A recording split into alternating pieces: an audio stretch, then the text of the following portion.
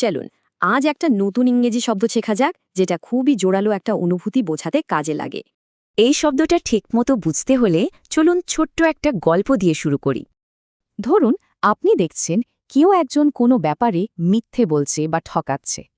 আচ্ছা, এই জিনিসটা দেখলে ঠিক কেমন লাগে? এই যে একটা তীব্র অপছন্দের অনুভূতি, এর জন্য ইংরেজিতে একটা দারুণ শব্দ আছে, আর সেই শব্দটা হলো ডিসপাইজ। চলুন একসাথে বলি, ডিসপাইজ। ডিসপাইজ মানে হলো কাউকে বা কোনো কিছুকে প্রচণ্ড অপছন্দ করা, কারণ সেটাকে একদম মূল্যহীন মনে হয়। এখন প্রশ্ন হলো, হেট আর ডিসপাইজ কি এক? না, ডিসপাইজ মানে শুধু ঘৃণা না, এর সাথে অবজ্ঞাও থাকে।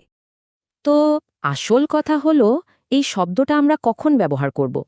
দেখুন, এটা কিন্তু অনেক জায়গায় ব্যবহার করা যায়, যেমন ধরুন ব্যবসা, রাজনীতি, এমনকি ব্যক্তিগত জীবনেও।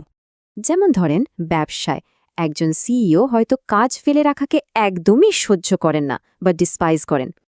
আবার রাজনীতিতে দেখুন, জনগণ এমন একটা নীতিকে ডিসপাইজ করছে কারণ তাদের মনে হচ্ছে এটা অন্যায্য। আর এটা হলো ব্যক্তিগত জীবনের উদাহরণ। এখানে আলোচনার সময় যে অসততা দেখা গেছে সেটাকে ডিসপাইজ করা হচ্ছে। আচ্ছা, এই শব্দটা যেন ভুলে না যাই, তার জন্য একটা সহজ কৌশল জেনে নেওয়া যাক। ভাবুন তো, ডিসপাইস মনে করুন এমন একটা মশলা যা আপনার একদমই পছন্দ না, তাহলে কি হবে? You despise this spice.